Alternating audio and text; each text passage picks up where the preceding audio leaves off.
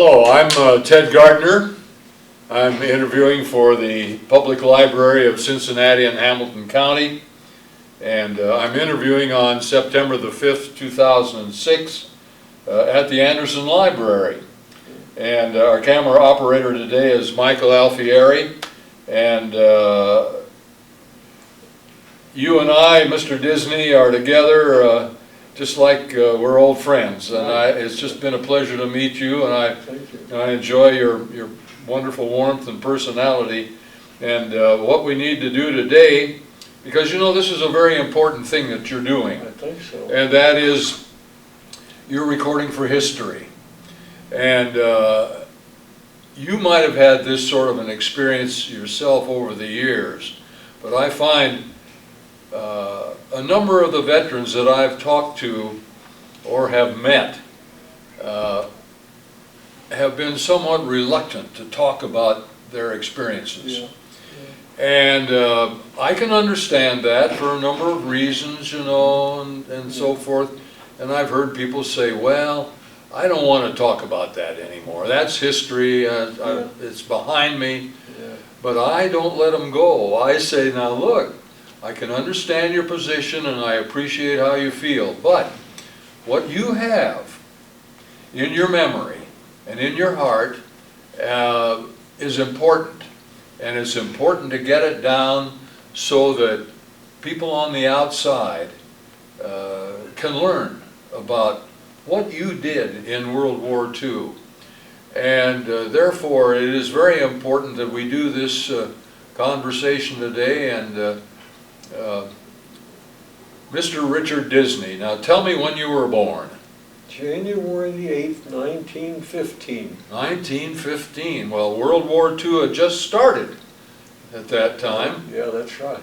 But of course the United States didn't get into it until April of 1917. I had two uncles in that war. You had two uncles in World War I. Maybe three, I'm not sure. Yeah, I had one myself. And well, that those were interesting times. Tell me about a little bit about your youth and your growing up.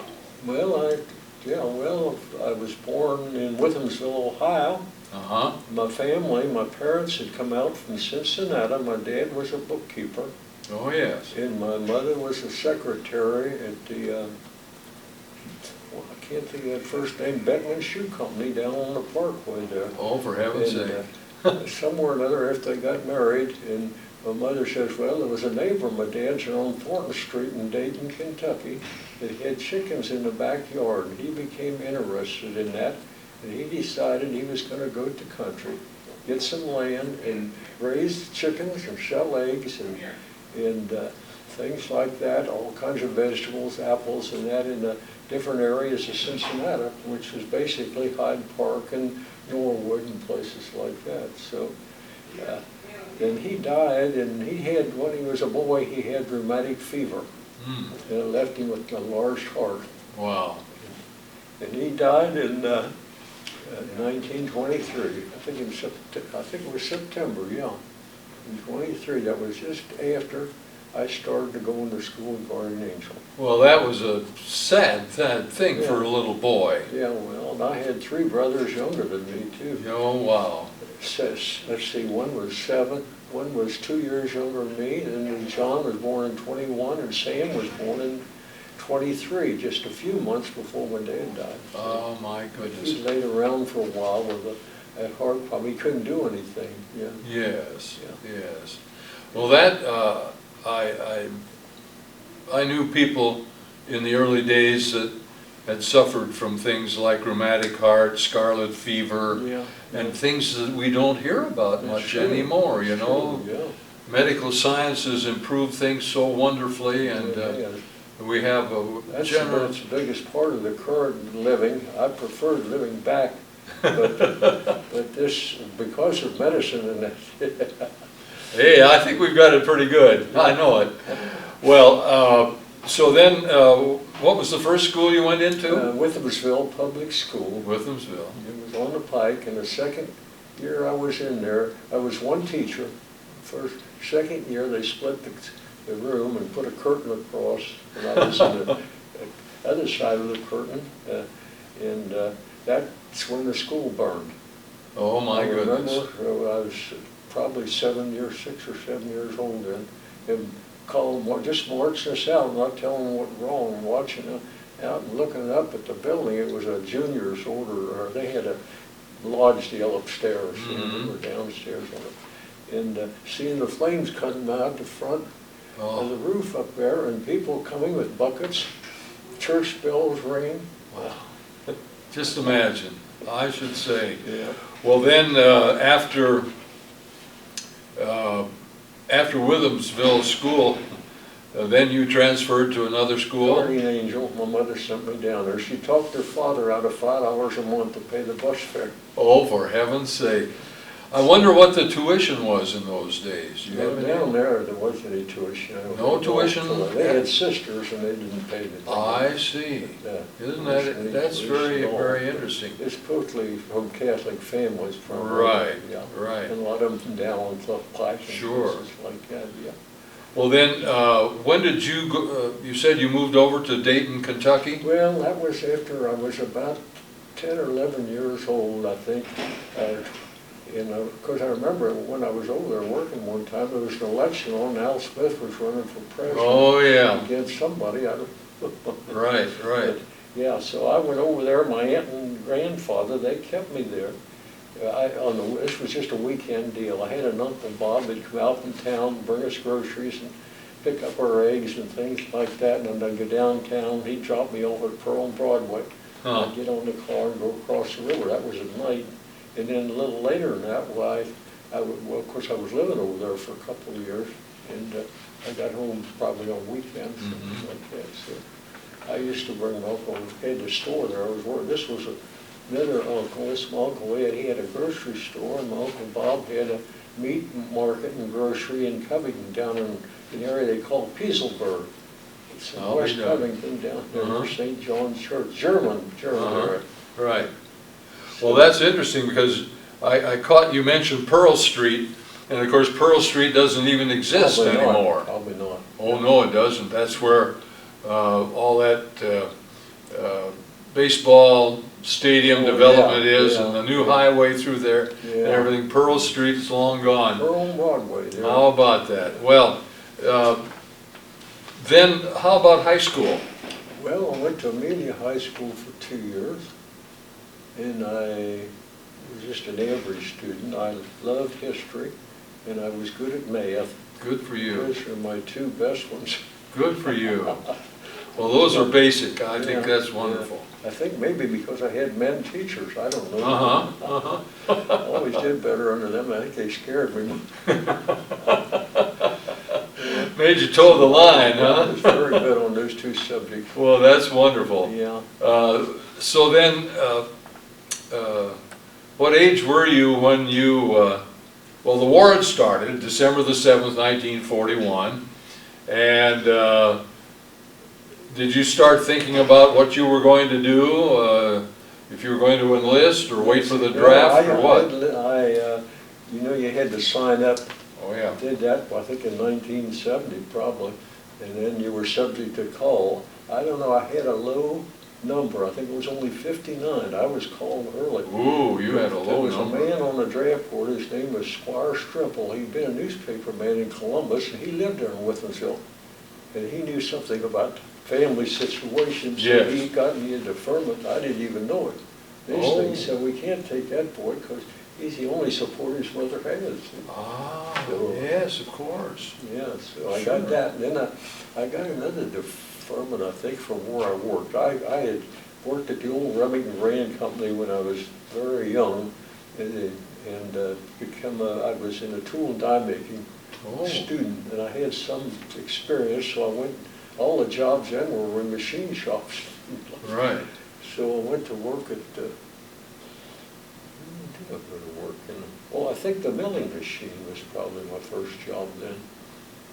And, were you a lathe operator? no, I was let's see, what did I do there? I operated some kind of a big machine. Uh-huh.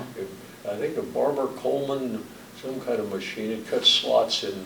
Oh, for metal. Yeah, metal, yeah. And I worked in it. I have run a lathe Uh-huh. and a machine. I don't know, I went to trade school downtown for 1 year because my boss from Birmingham was a teacher, and he talked me into going down and worked on a motor lathe. I never worked in one because I was an errand boy when I started, then I was on a small hand lathe, little one, because they made all small parts in Remington Rain, you know, so I they had see. to be very precise. So Of course. I did real well, and then they went on strike and left town. Then that was in 1937, because that was still in the Depression, you know. Oh my, yes. Yeah. I remember it well. Yeah. Yeah, the 1930s were a very, very particular time in history. It's true. Our country had suffered ups and downs economically and there had been other depressions Yeah. in the late 19th century, early 20th century, but nothing like the great one that began about 1930, 1931. Yeah, I remember everybody was giving Hoover hell. Oh yeah, laying it on Hoover's. Because And I it worked wasn't there in his. my uncle's store part-time off and on. I saw that, what people coming up from Newport, going through your trash cans and Oh my gosh. all that kind of stuff. Sure.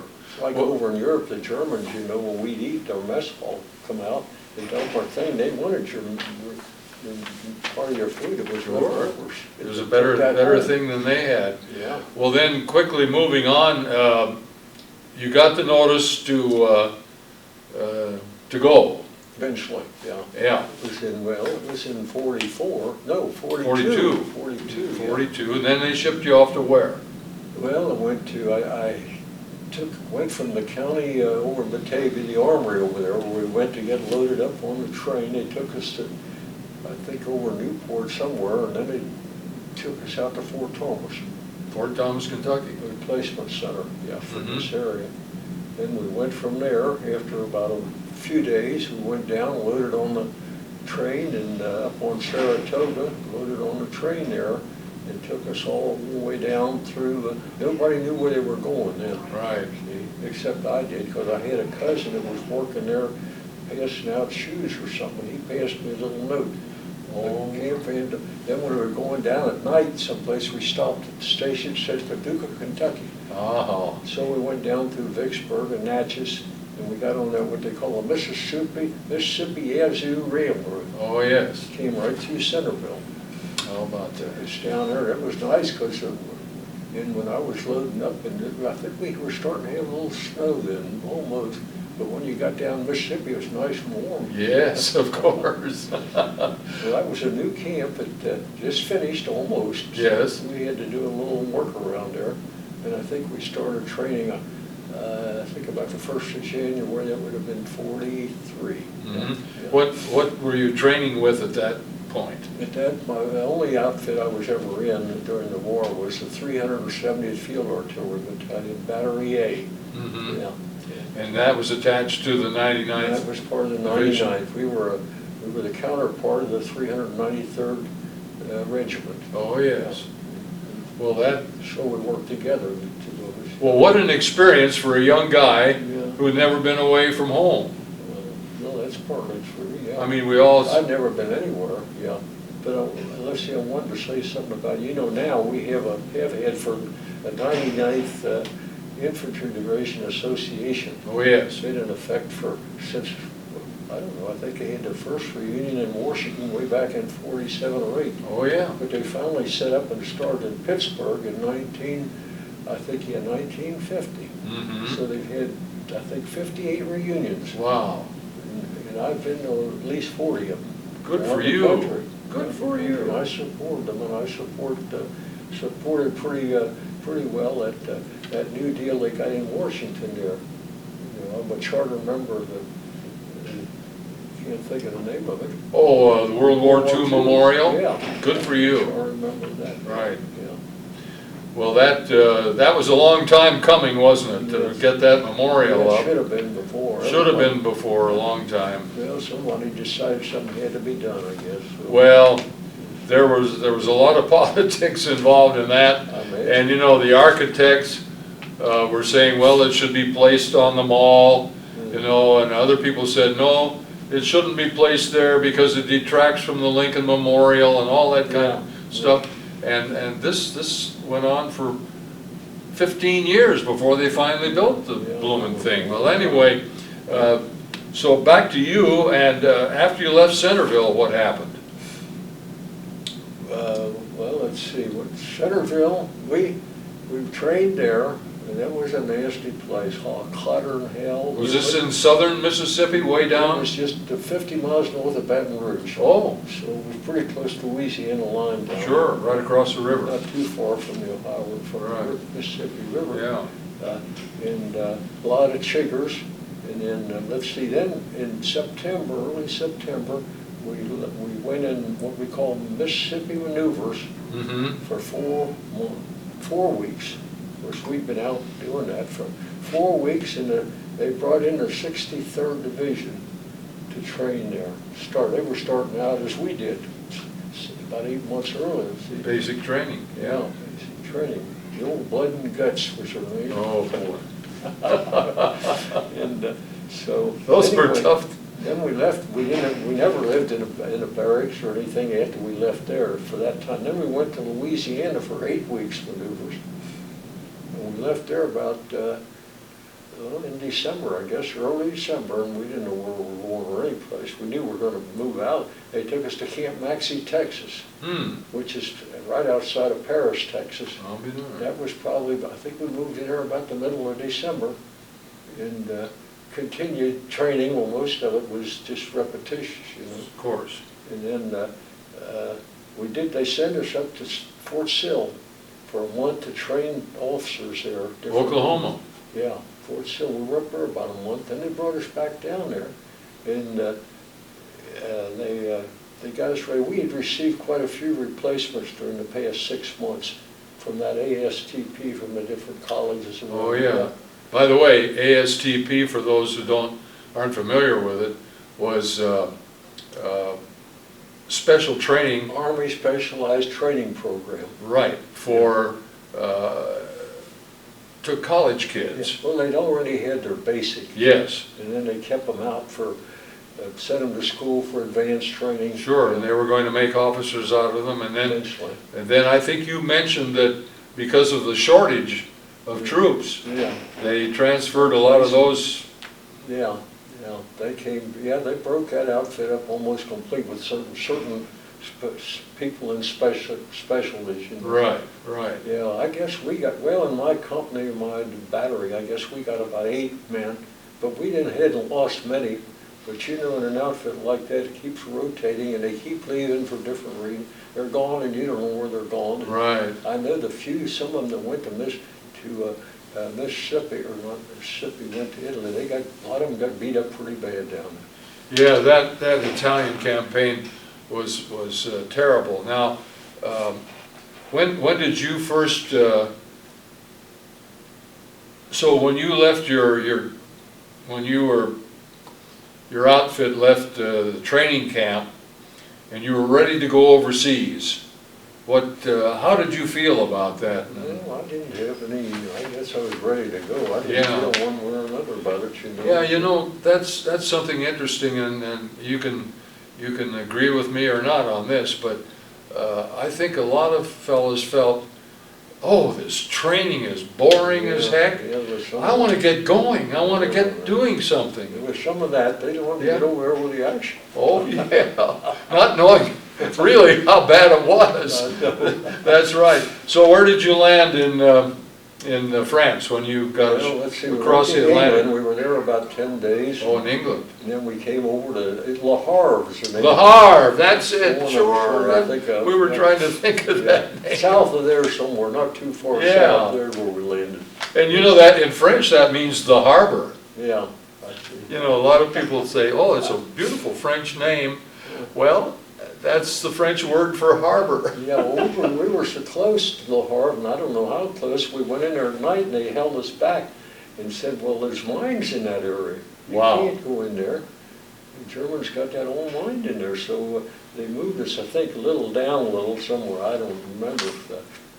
But I think we went in the next morning, and we went right off of our in a truck right off of the front of the boat. Off the transport, Yeah, sure. they pull it up the shore and drop it down. And you Was that an LST? I don't know what the name, it was just a little, it wasn't a big outfit, you know. Yeah. I noticed I was on the back there standing, I was about that far above the water. Wow.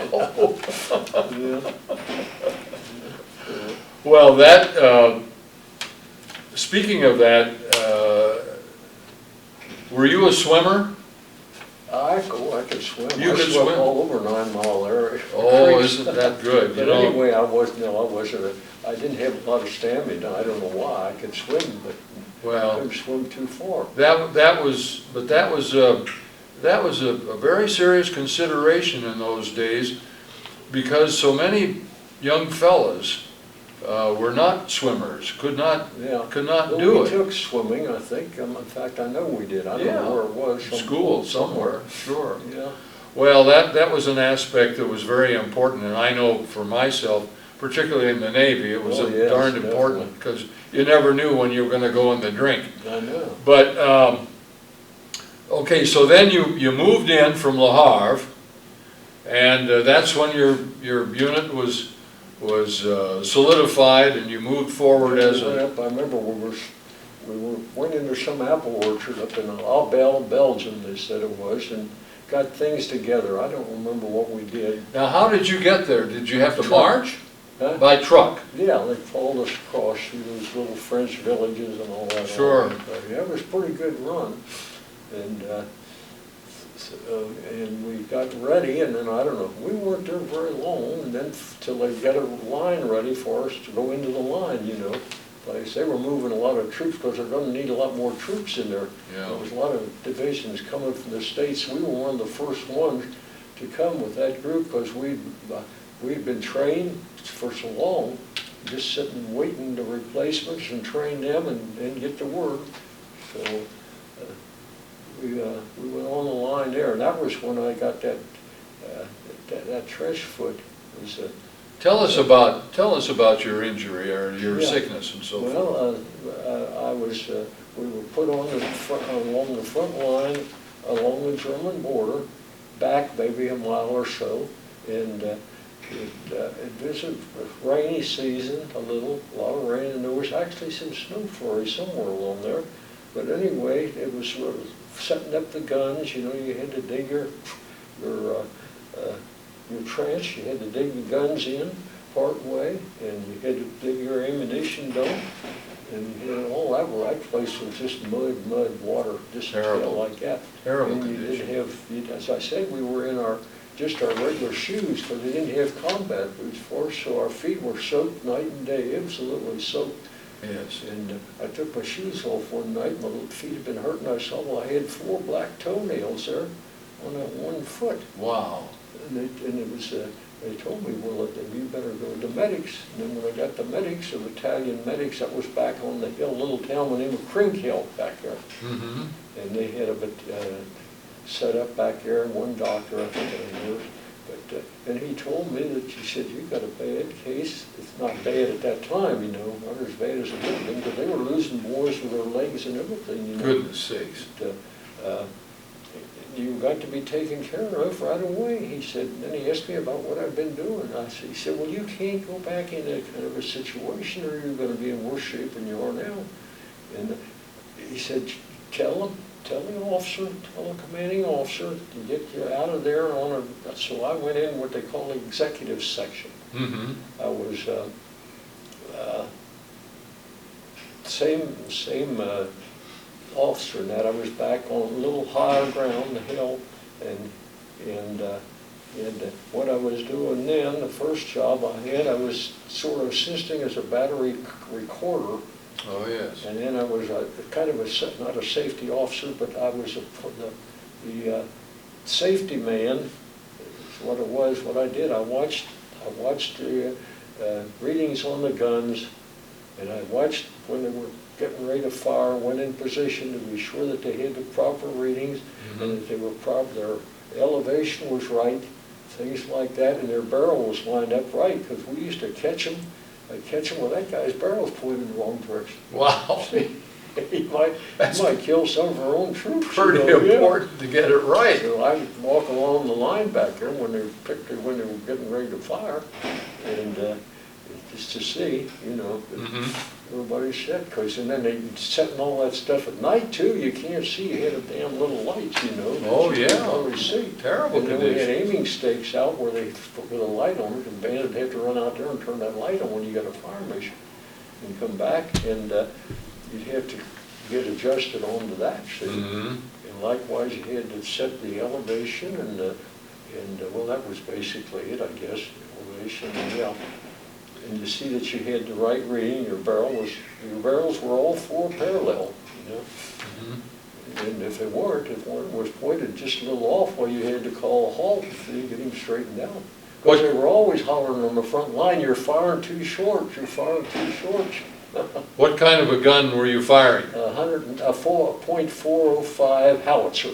Howitzer. Yeah. It was a little one. Was to go up high and come down. It was the smallest howitzer. Smallest howitzer. Yeah. Now you talked about, Richard, you talked about the line. Geographically, where did the line run? Well, where we were, it ran along what they call the International Highway. Oh. Along there between Belgium and Germany. We were in Belgium then, but we were firing into Germany, see? I see, sure. Yeah, and they talk about the front line, you know. Yes. That's on the front line is what they're talking about. Right. Well, I'd worked some as a forward observer too. And so I was up on the front, right on the front line. You And certainly were. things like that. So, My goodness. yeah. Well, now that front was quite extensive, wasn't it? Well, I Did think you say I read over? where the line ran 461 miles. Is that so? Of course, it was wherever you had to be connected. You didn't leave a gap there where the Germans could get through. Oh, no, that had to be solid, that's Yeah. right. Well, that was mainly from what? From Switzerland all the way up to Belgium. The Dutch border, Netherlands. Up to the Dutch border. Right along the Belgian border. Now, the Germans were still in the Low Countries when you were there, weren't they? In the Netherlands and in Belgium? Yeah, oh yeah. They were So you were helping drive them out? Well, I got there on the final parts of the drive. You know, they were moving pretty fast. And so then everybody had to get ready eventually, after the bulge and that, they had to get ready for the big push, was to the Rhine. And then, we were taken out of the line, and we had to be rebuilt primarily because we had so many casualties. We had 4,200 casualties. My goodness. That's under the replacements they needed. Because the Germans hit us right square in the front. Yeah. We were right in the direct line to where they were going. Yeah. Now, were those mainly infantrymen, or were they artillerymen? No, they were all infantry. All infantry. Pretty much, yeah. There was a lot of artillery forward observers and things like that. Foot soldiers. Yeah. Well, those conditions that you suffered, those of us who have read history and have talked to others, realize the terrible, terrible weather and physical conditions that you face. And tell us a little bit about the Battle of the Bulge. Well, let's see, Battle of the Bulge, yeah, we were sound asleep in a little hut back of the line there, and all of a sudden, about 5 a.m. in the morning, the Germans let loose on the front line, and they walked their barrage back. You know, walking, they kept raising the elevation out a little, running back. And we were laying under that for quite a period of time. In fact, it went on all day, and that was on the 16th of December, 1944. Right. And they knocked out all of our communications. Radio man, we had a radio man with us just as an order, you know, in case. They knocked out all the lines, and he couldn't get through. The Germans were coming in on all those other lines too. He couldn't get through any place. Every time he'd start out in a damn German and answer, you know, some kind of German. Oh, goodness sake. So that's a little demoralizing. Well, anyway, we stayed there the whole of the 16th. In the 17th, the boys on the front, the infantrymen, were coming back through us. You know, at that time, I was back with the battery at that time. And they were coming through us all day, but all I knew was better get the hell out of here. Mm-hmm. But anyway, now we'd heard on the 16th, the day before, some of the supply trucks coming up to one a day or something like that the Germans said, we're in Wurzfeld, and that's in back of us, see? Wow. So we said, you're not having any way out of here. My gosh. So we stayed. We didn't have the word to move, you know, just where we were. We stayed, and the next day we got our communications in. Couple of our boys were out working on them, and that was a rough trip too. Try to find the line breaks and that, where the artillery had broken up the line. And let's see, let me catch up on my story now. Let's see, we're coming, where was I exactly? Well, you had seen some of our own troops coming back. On the 16th. Now you were going to start moving ahead again. You know, we were there practically the whole day on the 17th, and the Germans just kept, or the Americans, and saw Germans before we got out there. There were Germans on our right, Germans on our left. Wow. And the word came up along the line to put the grenades to the guns, every man for himself. Really? Yeah, and that was about 5 or 5:30 in the afternoon, late afternoon over there in December. That was a pretty desperate situation. Yeah, well, that's it. Because Lieutenant Brindley was his name, up in headquarters, back on the hill or somewhere. He couldn't give our men permission. As long as there's any infantry in front of you, you're going to have to stay. Sure. So you're going to be sacrificed. Sure. Or the mouth to. My So goodness. anyway, on the 17th, then right away, the captain had been up fighting with Brindley to get us out of there. So he pulls in and gives the order, march order. So they brought the trucks up and we loaded real fast. In fact, we know we were going someplace, so everybody was ready, but they didn't know where they were going or when.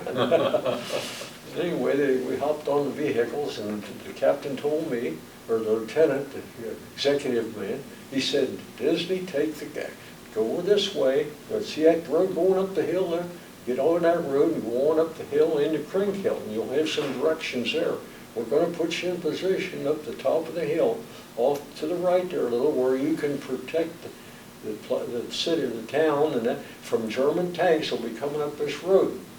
So we're going to be up there firing direct into tanks, and I could, in my own mind, realize that about the time we did that, one of them will swing the barrel around and it'll wipe us out pretty fast. Oh my goodness. Anyway, we did that. We got down to across the field, down the corner, and there was another battery in back of us someplace going out, and they were going this way. Well, I was told to take it that way. We couldn't go on the road because they had it blocked, so I ran up the hill to see where in the hell we were, where they were going, where that road went, but I didn't get the top. I got up there, and the Germans apparently saw me from someplace over 88 because they were barreling them up there. Wow. I hit them, I remember I hit the ground twice, and this way, and one laying over there, and one of them someplace in back of me. Good heavens. And so I run back down and told the man, I was a corporal then, the truck driver, from that other outfit, I said, now why don't you, what the hell I tell, why don't you do something back? Oh, you let us through. No, I don't know how that worked. Anyway, we got out, they let us, did something with every vehicle was up on the rail, and they run around this way and they were coming back. But anyway, they let us out and we went up the hill. And there was some white phosphorus coming in, because I know a couple of boys got burnt pretty bad with that. Yeah. And we got top of the hill, and Christ, there wasn't anybody directing us anything. And it stopped, so we went on and just kept going over. We had each battery had a house up there. They had their stuff in the basement, their what they call duffel bags or whatever. Right. And so anyway, we went in there finally. Well, there was a colonel came through the walk through there, and we were going to try to get in that place. He said, "Boys, you can't go in there. You're going to get killed there. You got to get going out of here. This town is taking a terrible beating now." And he said, Germans had an artillery layout on it, you know, right on their front line. Oh, sure, they had it. They had everything on there. They kept apparently they beat the hell out of the time. There was all kinds of troops in there from all the different coming back, you know, by moving back.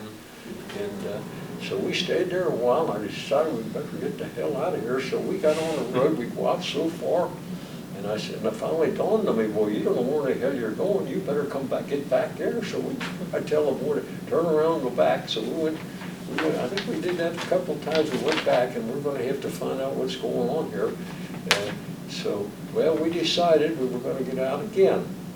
And we got out, and our bus, and our truck, our vehicle driver, a little weapons carrier, I think it was, and there was three boys in the back or something like that, and I was in the front with the driver. And we got over, and the driver just started the truck up and run straight forward, went over the front end, went over a bank. We couldn't get out of there. Unfortunately, right, not too long after that, Colonel Brindley was coming, he come through and he saw the marking on the vehicle, 370s, well, that was his outfit. He stopped to find out what's wrong, and they hooked it. He said, told his boy to hook on there, let's get him out of here. And he said, I want you to follow us down to Wurtzfeld. We can get in Wurtzfeld now, it's open. We can get through there. So we went down there, and it was a little town with one main drag, and I don't know, there was a battery of howitzers on the hill there. But I can remember them firing, you know, you see them late, it was nighttime too. Oh boy, big flashes. Yeah. And so then the Germans set in on that town. Started blowing. We get out, the order from, we were in a building, back end of something there, just to get under cover, you know. And then the artillery barrage had come in, maybe a couple of them.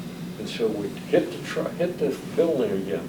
Then we get out in the trucks, hoping to move again. It was a long line, you know, everything was bottled up in there. Long line. Eventually, after 3 or 4 times of going through that, when we got far enough out, that the artillery, I don't know whether they'd slowed down artillery or what, or whether we were out of the line and then firing. And we got not too far. We kept going slow, very slow. We were going to Elsenborn Ridge. We were going to go in, I understand, we were supposed to go in, we had pre-prepared positions back on the hill or somewhere before you get to back of Krinkhill. And in case we got pushed back, we could go there right away. But if a fellow that was one of my friends, Al Hill, is a sergeant, he was there, and as soon as they were ready to pull in this field, the damn Germans set in on it. And he said if we'd have gone in there, every day one of us got killed 5 minutes later. But anyway, let's see, I guess somebody else come on. And somebody else said, well, you can't go in there. Some officer said, you can't go in there. Well, anyway, then he said, do you know where Krinkhill is, or where Elsenborn is? And he said, no, but I'll find it. So he said, well, I want you to go there, and you'll probably get some directions when you get up there. That was before I got ahead of my story on that. That was a group, part of the group that I wasn't with that got cut off from the trucks, and we were on our lonesome because we got there. But then we got long road, and we got up the top of the hill there in Elsenborn. After about, it took us, we moved back, I guess, about 4 miles. It must have taken us 3 hours at least, or 4 hours. Goodness. So, because they went ahead to someplace, there was just an old mud road, I guess, back up there, that road, well, that was the only road out of there, see? So you get up there on the hill, and there was an MP coming right out the middle of the road, looked at the markings on the vehicle, and said, you're going this way. You go back to Camp Elsenborn, back this road. So that's what we did. And I guess we were the last ones in there that night. That was about, I'd say maybe, hell, I don't know. It was sometime early in the morning, I know that. Were you injured at any time? Were you wounded? No, I was wounded any time. You never got hit. That's very fortunate.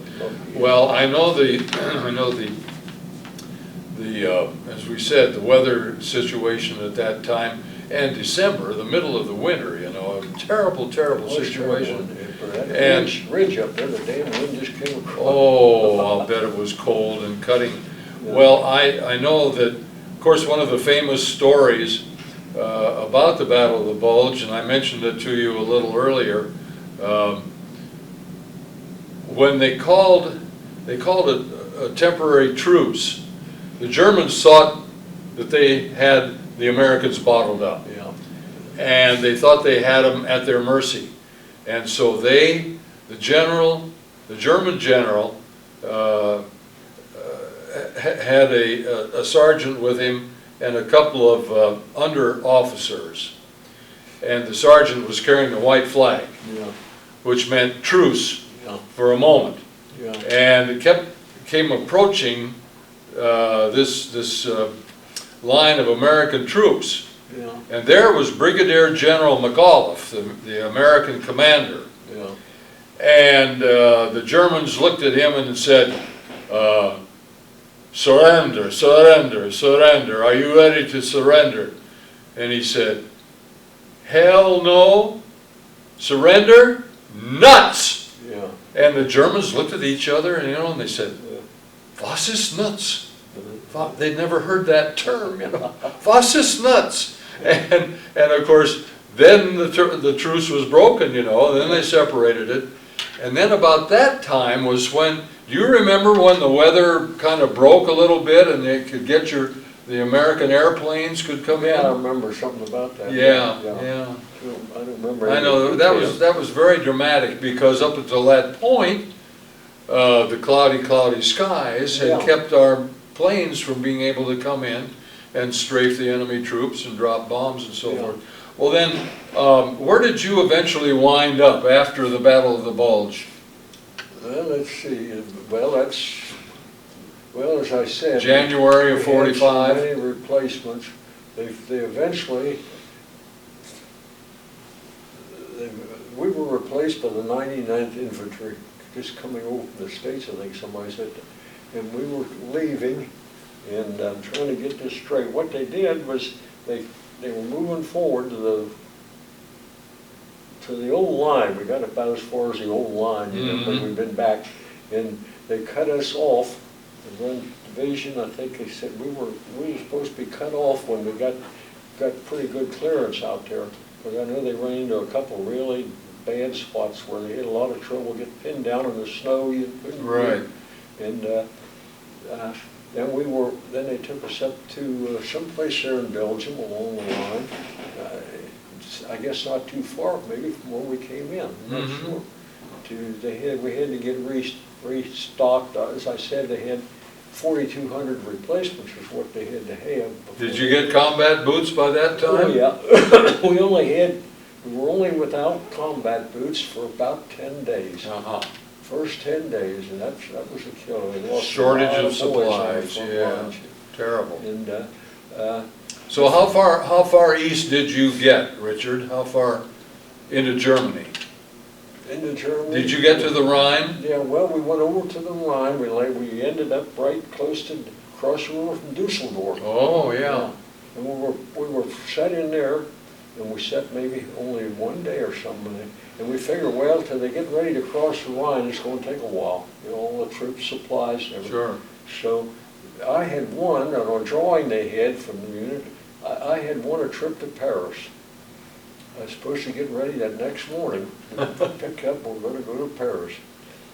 Well, the damn Germans, or the Americans, got across the Rhine River down over Malgen. Yeah. So that was our next deal. We didn't get to go to Paris. We loaded up and on the night haul went all the way down to Remagen, across the river from Remagen. That was a famous crossing there with Yeah. that bridge, the bridge at Remagen. Yeah. Yeah. And we went across there. We went across the old bridge, and that was a hell of a place too. That getting up on that bridge there, the Germans had that zeroed in. Oh yeah, well, they had. What I've read was that the Germans had already wired the bridge with explosives, and then all of a sudden the Americans came, and the Germans had to run back, and they didn't get a chance to. Yeah. I think there were several stories on that. One of them was they blew, but it just raised the bridge a little and it dropped back down. So just imagine. Well, then after then you got to Remagen, and you crossed the Rhine on. Remagen was on the other side of the river. Yes, right. And we crossed there and we went down, and they took us down to I think the 78th was over there, and they were on the hill right there ahead of it. Took us down the town of Linz, I think maybe. Linz, I remember reading about that. Somewhere in that area, because I know Yeah. we went up a ravine there somewhere, and they were fighting right on the hill there. Hmm. But I remember one experience happened there. We were sitting there fooling around, waiting for action, and the Germans fired one of those big railroad mortars to get the bridge, and the damn thing didn't get over the top of the hill. And it landed plowed into the hill. Head. Now, if they said that crater was 45 feet deep. Oh my and I don't goodness. know how wide when it blew. But anyway, when that thing went overhead, God damn, I'm telling you, I never heard such a noise in my life. I don't know whether it was probably doing a lot of this wobble. Sure. Didn't have enough time to get. They said if it cleared that head, it possibly could have hit the bridge. Oh, It wow. was headed in the right direction. But then the word went out, and the planes got up, and they found the damn gun back in some town back there on the railroad. And they knocked it out complete, they said. I don't know. Yeah, but anyway, then we went on up the hill there, and finally got to the top, and after several days, and then an armored outfit came up there on the road. They were going to take over because we were ready to get on that Autobahn. This side of there, but the Wild River, something like that. It was just a big creek sort of one. Anyway, we were ready to cross that, and they came in, and they went over and took over, and they went hell in. The Germans were moving back fast after that. Yes, they were in full retreat by that time. And so we went on the road. In fact, we didn't put our guns in position more than 2 or 3 times. Time we left there, we got all the way down to Siegen. Yeah, just keep moving all the time. Yeah, keep moving up, stop for a while, and then move to get the word, move, go through the town, and all the towns, people had put these white sheets out of their windows. Sure. Surrender. White sheets. Yeah, right. And well, did you ever get to Paris?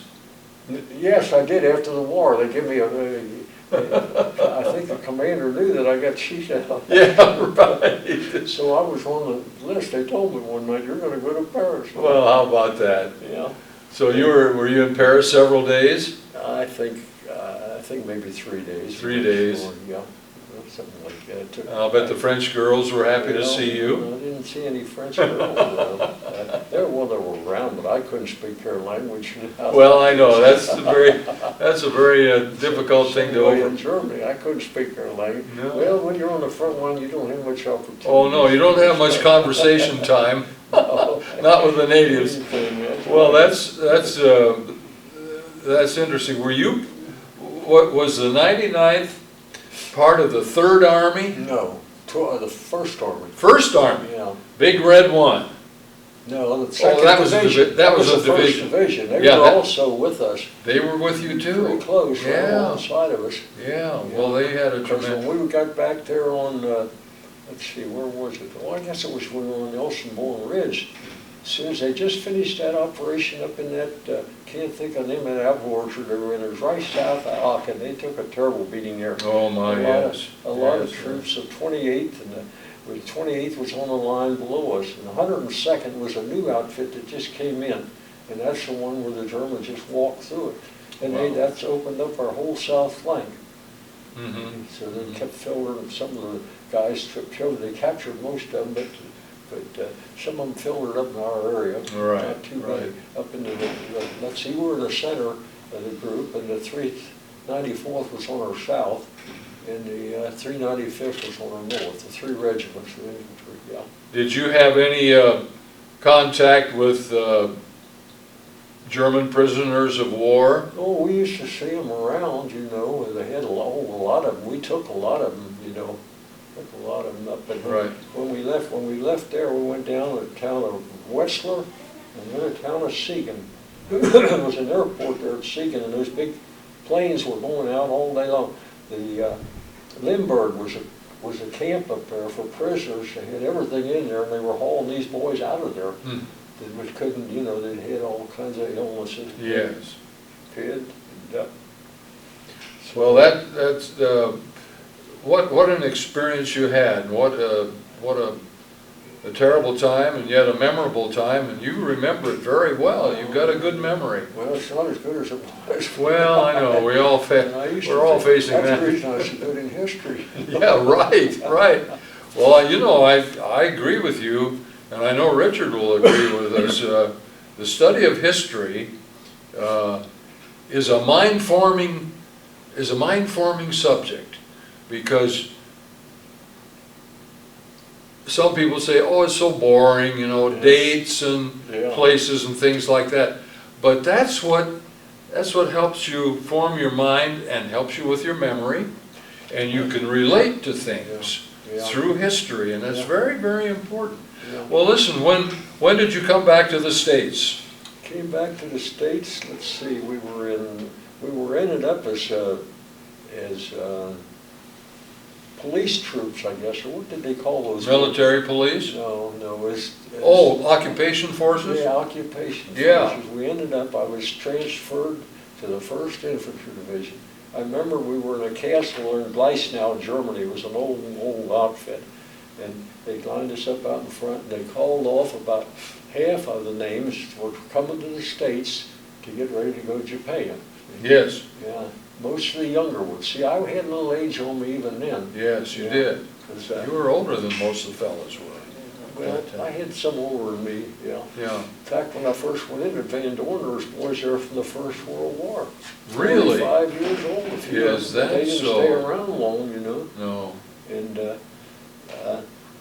let's see, then what happened after? So after the occupation forces, After the occupation forces, I was at that time. We ended up with the 5th. I was the 5th Field Artillery. No, I don't need it. I don't know about you. no, go ahead. Yeah, the 5th Field Artillery, and the 1st Infantry in a town by the name of Gunzenhausen, Germany. And I was there for a while, and then I went on a 3-day trip down, I don't know, down south there somewhere, all the way down to the mountain area. And we took in that town of, damn it, I can't think of the name. I used to know that stuff just like that. I know how you feel. And that's all recent too, I just, what came in. Well, that, But anyway, it was in Austria. There was an Oh, opera yeah. house there, and I remember when we were in there, and that's the home of Mozart. I remember when I was there, one of the bands, I don't know if it was Miller's or not, was appearing at that. Glenn Miller? I guess it was. He the one that was killed? He was the one that was killed, but the band went on, Yeah, you know, yeah, and was yeah. under several other fellas Yeah. after that. Yeah. Well, so you did get to kind of sightsee a Yeah, a little little bit, huh? sightseeing. Well, that's good. And what's the name of that town down in Austria where Mozart was? Innsbruck? No. Oh, It seemed like it started with an S. yes, it does. Oh my goodness, I'll think of it in a minute. Yeah. Well, did you see Mozart's birthplace by Yes, any we chance? did. We went around there. Did you really? Yeah, and saw his birthplace. That's And wonderful. then That's we just came wonderful. Coming down there, we'd stopped at an island there went out on a boat to an island where I think it was Louis of France built all those castles. Oh, yes, And, it was a fabulous yes. place. Yeah, I'm King telling you. Ludwig. We went in there and just toured around. Oh, that's wonderful. You got to do that anyway. Yeah, and then we came back. Well, I didn't even, when I landed back there at Gunzenhausen, the barrack, they had my clothes all packed and ready, everything cleared out, and I was assigned to go to France to get ready to go home. Go home. But that was another long trip too. Oh, I'll bet it But, was. Yeah, I don't know how many different outfits I was in getting there. Boy, you- knows your points. I had 84 points, I think, at the time. Yeah. And you kept moving closer to the boat. Oh, sure, absolutely. Well, Richard, this has just been a wonderful experience talking with you, and I hope we can get together another time and talk some more, because I love to hear your stories. Yeah. And the Anderson Library and Richard Alfieri here Michael, have been so wonderful and welcoming, and I know we appreciate your being here. Yeah. And you're a piece of history, and it's important that we have you on tape, Right. which we now do. Yeah. So we're out of time now. I Okay. want to thank you again for your wonderful Thank you, sir, yeah. speaking, and good luck to See, I you. gotta fill these out too.